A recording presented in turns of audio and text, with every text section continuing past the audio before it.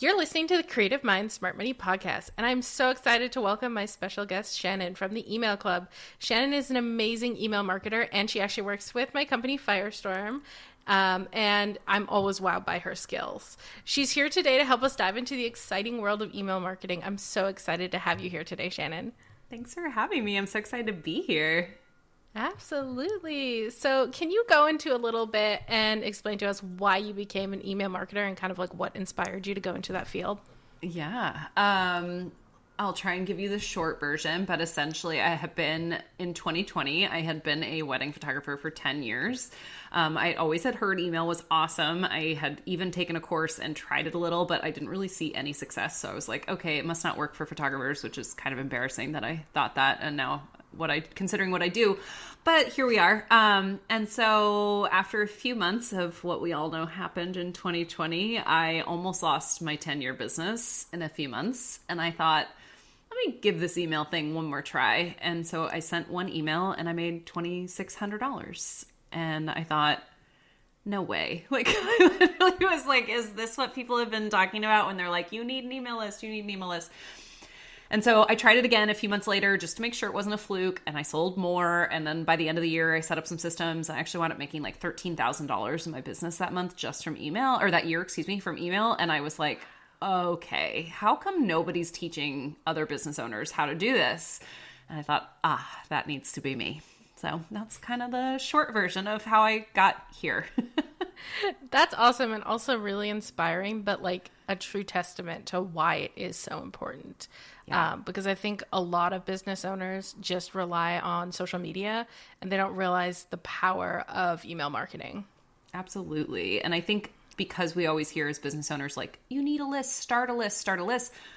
I actually would argue that's not great advice. Like, anyone can start a list, but you need to know how to use an email list in order to see success with it. Yes, absolutely. So why is starting an email list important for businesses and entrepreneurs?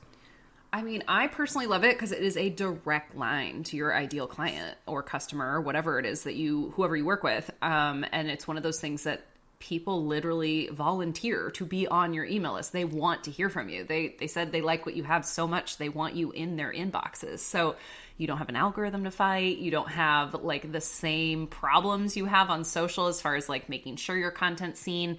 And it's just, in my mind, a really great way. Even a small email list is probably more likely to buy from you than a huge, social following.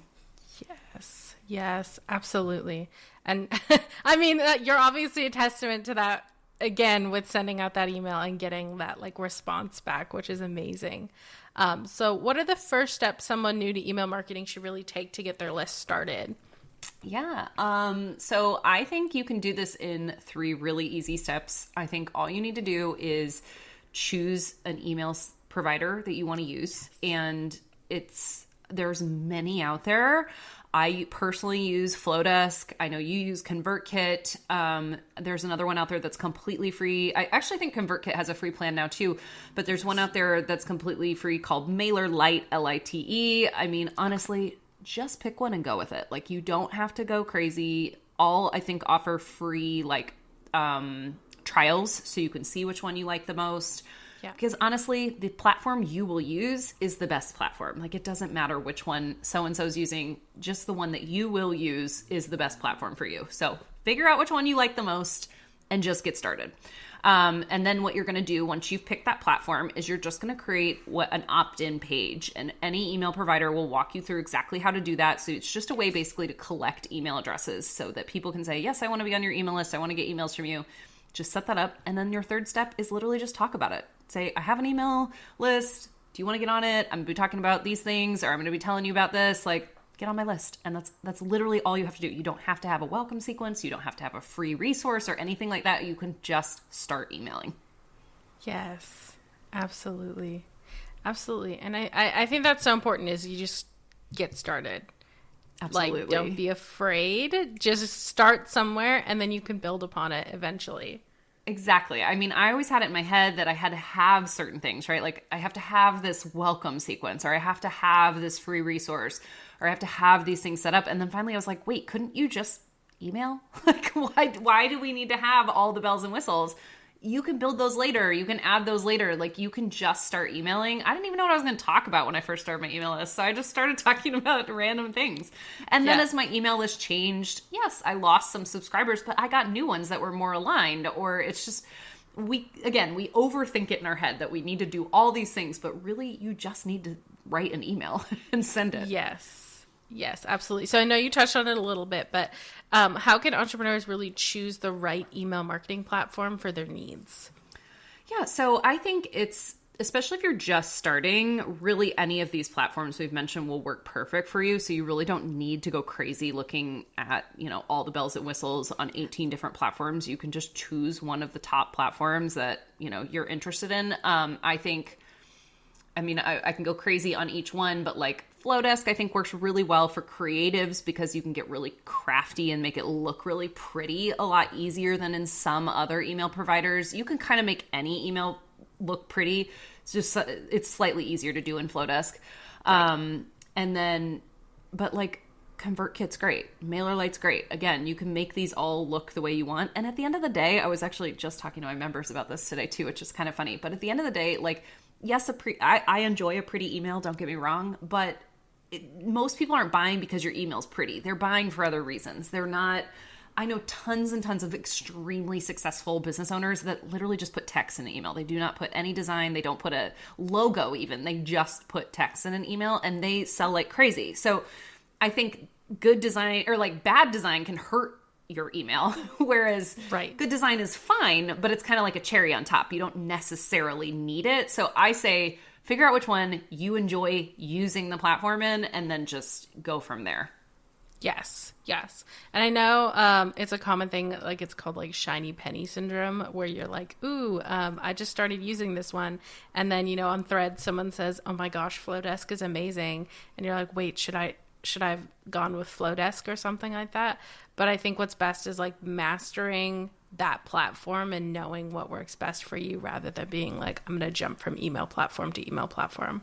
Exactly. Yeah. And I think you can always switch, right? Like people switch all the time. Yes. So if you start using one and you're just like, I don't have this feature I really need, or I'm not enjoying this or that, then you can always switch. Like that's another beautiful thing about email is that we own those email. I mean, I guess we don't own the emails, but you know what I mean? We can download the email addresses and upload them into another platform, and those are yours to take with you. Yes, absolutely. So what are some effective strategies for growing an email list from scratch? Yeah, I mean, honestly, my favorite one and the one that I feel like gets overlooked all the time and underestimated is just talking about it. Like, it's silly, but it honestly works. I know a girl that just wrote on stories not all that long ago. She goes, you want to know how I grew my email list to like 20 people the last like 2 weeks? And she was like, I just talked about it. And it's like, yeah, it's literally the easiest way to grow your list. And I think we get in our heads too that like, okay, 20 people over 2 weeks, that's not quote unquote that many people. But if you had a store and 20 people came into your store over 2 weeks, you'd be probably pretty thrilled and you'd be excited to talk to each one of those people. So why are we so hung up on this? Like, what do you want? 1,000 people? Like, if you had 20 people come into your store, would you be like, oh, it's only 20 people. I'm going to still stand outside and shout at people to come in. Well, no, you're going to nurture who's in your store. You're going to answer their questions. You're going to help them. So I think we often get like in our heads that like, we have to have this massive growth. That probably comes from social, right? Where we have to have these like, or we feel like we need these like massive followings and things like that. And those vanity metrics and email is just like, no one can see your numbers. So unless you share them with people. And it's one of those things that, like I said, it's so much more intimate of a platform that having 20 new people on your email list could change your life. It could, if 20 people bought $1,000 offer, wow, what a month, right? Yes. So it's just one of those things that like, I think we get really obsessed with this idea of like epic growth, I'm going on a little tangent here for 2 seconds, but I think it works here is that we hear a lot of people tell us that like, you won't sell if your list isn't X size.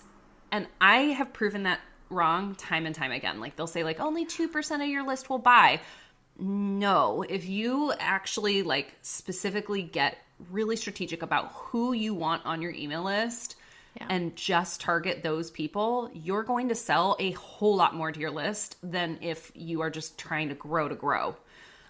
So that's why I felt like that was necessary there. But anyway, my favorite way to grow an email list is to talk about it. Other really great things that work well are, you can find somebody to collaborate with. So if you have another really good biz friend or just, a group you're in or something like that, you can all like swap freebies or exchange email lists. So you could talk about somebody on your list one week and then they could talk about somebody and you can kind of do an email exchange. Those work really well.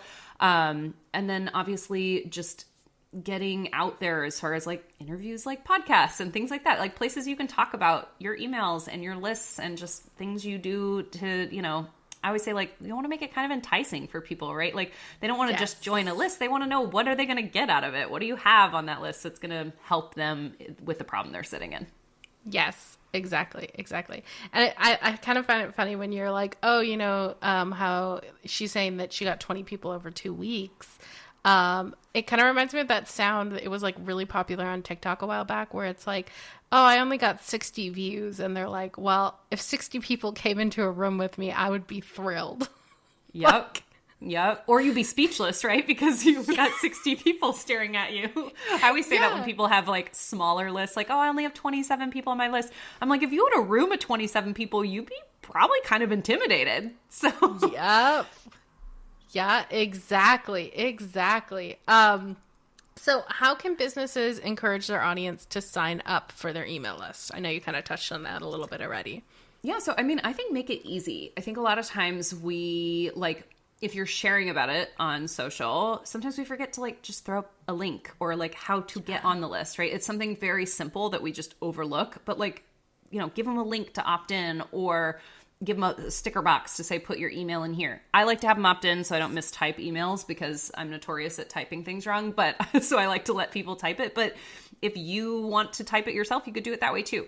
But yeah, I think that making it easy and make it really easy for people to find. Sometimes I'll see people be like, go to the link in my bio and scroll down to the bottom of my page. I'm like, no one's going to do this, baby girl. Like we need to give them just link the page so they can sign up. Yeah. Again, it's very easy to make these opt-in pages in your email provider. It'll walk you through them all. So just make it simple for people to get on your list and that way they can do it more easily. If they have to do a lot of work, they're probably not going to do it. Yes. One of the things I love about working with Shannon is that they send me like stories that I can put on Instagram with like already pre-built like link stickers, like put your link here.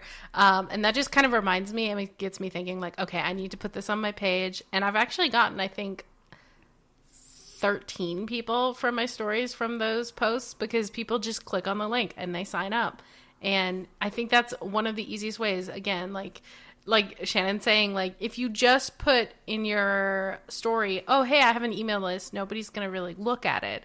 But if you add that link in there, people are going to be like, okay, I can just go ahead and sign up without having to go anywhere else. Yep, exactly. I grew my list to 50 people just doing that every week. It took me 10 weeks to get to it, but every time I get a couple of people, I tell my friend, I was like, I only got 2 today. And she's like, it's 2 more than you had yesterday. And I'm like, yes. Damn straight.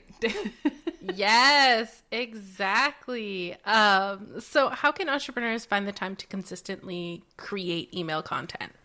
Yeah, I know this is a constant concern, and I felt this way too when I first kind of heard about email. It's like, you just don't have time for another thing. But email one is worth it. Like I'm telling you right now, I would not do email if it wasn't because it's that good. And I always joke, I'm like, I'm lazy. Like if I can find the easy way to do something, I'm gonna do the easy way because I'm like making a campaign that lazy is actually a good thing now because I think it's gotten a negative connotation. But I'm like, email is the lazy man's way of marketing, in my opinion, and I think that's a good thing.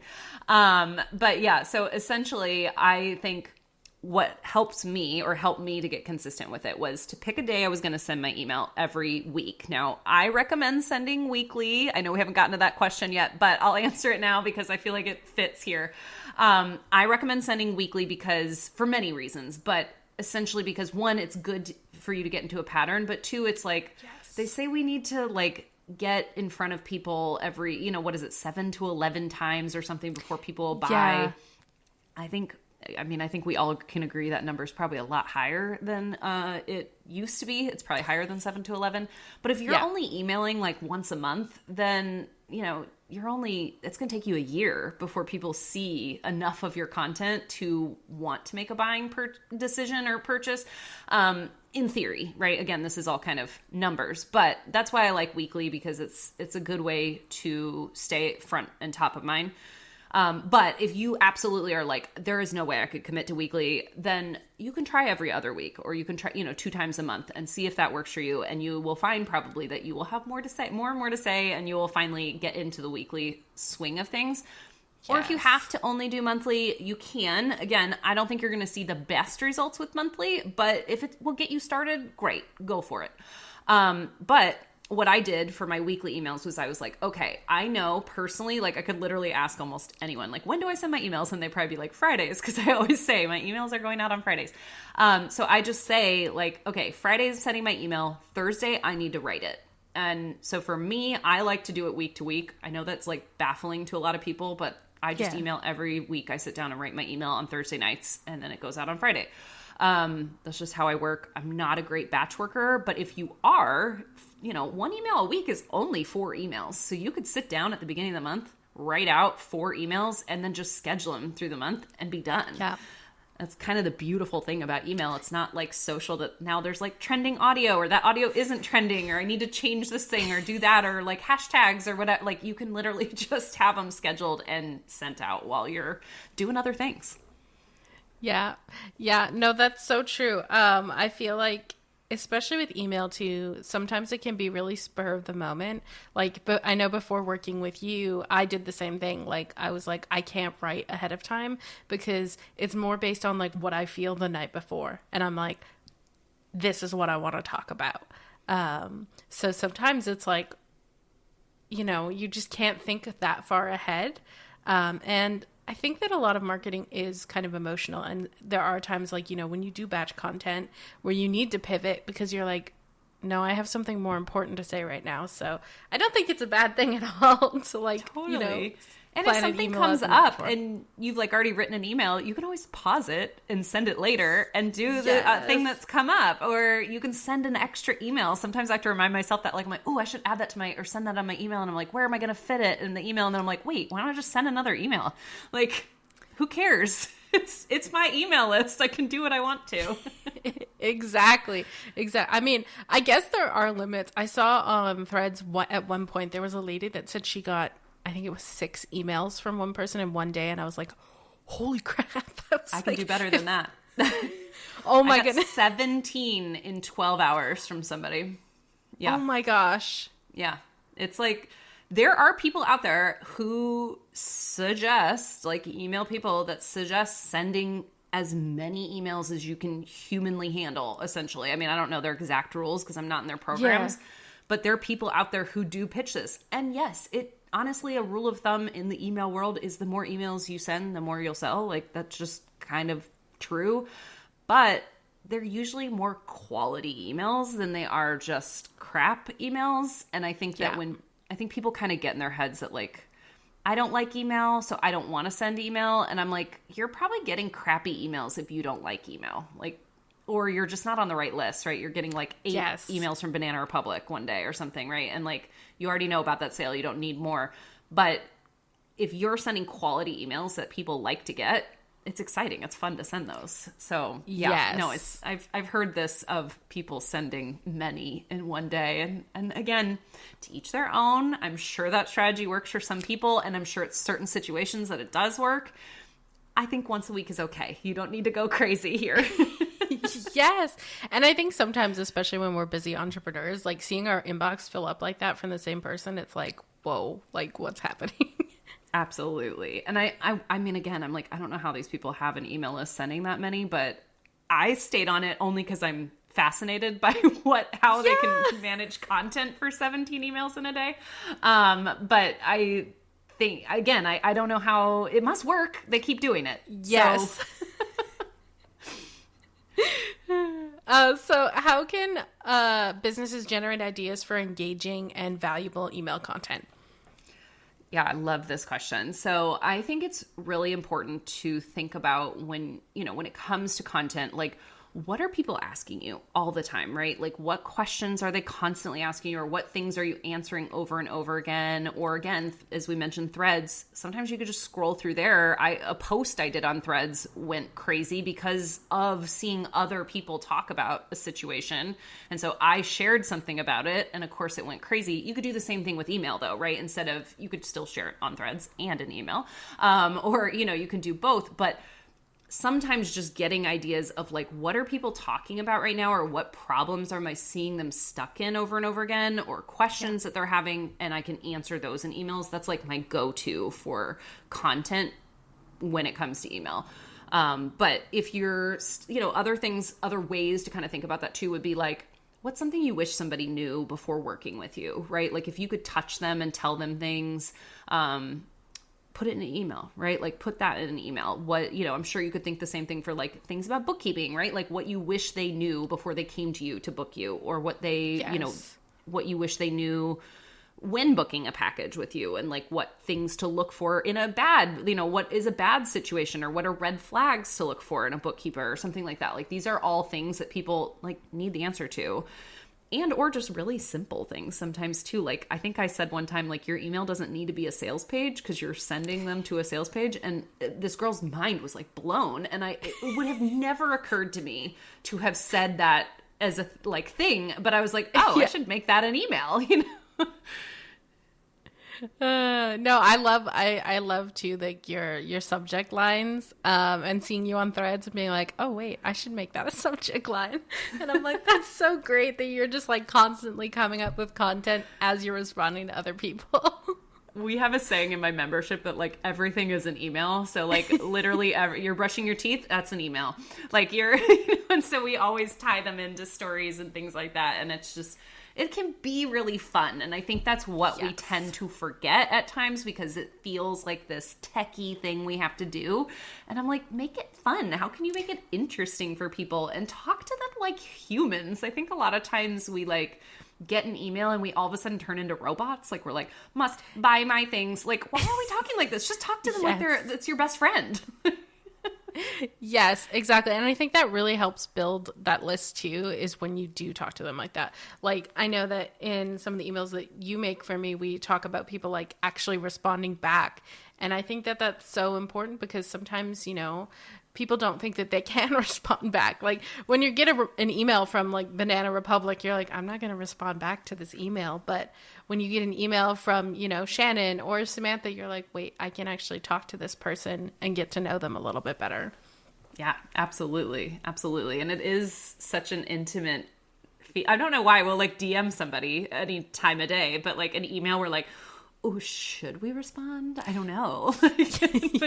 but trust us, anytime you respond to either of us or any small business owner, we are like thrilled. So please keep responding to our emails. Yes. It's so cool too. Cause you're like, oh my gosh, someone actually read my email and responded to it. Like that's really awesome. Have you gotten the like random person that'll be like, I love your emails. And you're like, you're on my email list. Like you didn't even realize they were there.